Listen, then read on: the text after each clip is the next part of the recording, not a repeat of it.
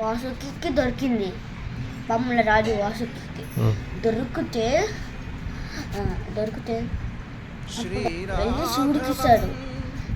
శివుడి కోపం తగ్గలేదు. మన రాజస్థాన్లో లేదా శివుడి గుడి పెద్దది, అక్కడ ఉంటుంది ఆ సైడ్. అక్కడ ఆ నీళ్ళు ఎంత వేడి ఉంటుంది తెలుసా?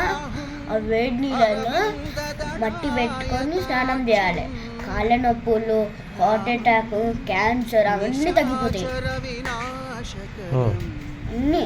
మళ్ళీ ఏమైనా ప్రాబ్లమ్స్ ఉంటే కూడా సాల్వ్ అయిపోతాయి. ఎవరైనా జాబ్ పోయింది అనుకో, దాంట్లో స్నానం చేస్తే జాబ్ వచ్చేస్తుంది. దానికంటే పెద్ద జాబ్ వచ్చేస్తుంది. అట్లుంటుంది. పేరు రాజస్థాన్లో ఉంటుంది. పేరు యమునా గంగా అది శివాలయం. పేరు పెద్ద ఉంటుంది.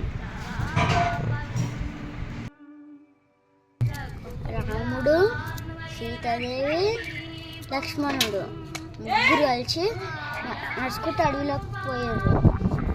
సీతాదేవికేమో దాహమైంది. అయితే ఎటు చూసినా పచ్చని చెట్లు లేవు, ఎండగా ఉంది, ఏం లేదు. చెట్లు ఎండిపోయినాయి. చెట్లు ఎండిపోతే ఒక నెమలి వచ్చి, ప్రభు నేను తీసుకెళ్తాను మిమ్మల్ని అని తీసుకొని పోయింది. రాముణ్ణి, సీతని, లక్ష్మీదేవిని, లక్ష్మణుని. ఎక్కడ నీళ్ళ కొలువు దగ్గర తీసుకొని మళ్ళా నెమలి ఏమనుకుంది, నా ప్రభువు ఎక్కడ తప్పిపోతాడా అని ఒక్కొక్క నెమలి పింఛం వేసుకుంటూ పోయింది.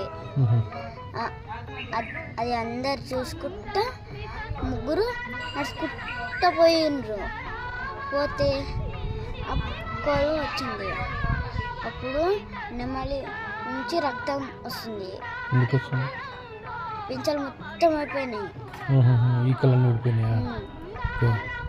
అప్పుడు రక్తం వస్తుంది. అప్పుడు నెమలి రాముడు నెమలిని పట్టుకొని నా తర్వాత జన్మలో నేను నిన్ను నీ పింఛాన్ని తలలో పెట్టుకుంటా అని అన్నాడు రాముడు. అంటే ఏ జన్మలో కృష్ణుడు అయినప్పుడు నెమలిలు ఇక పెట్టుకున్నాడు. కృష్ణుడు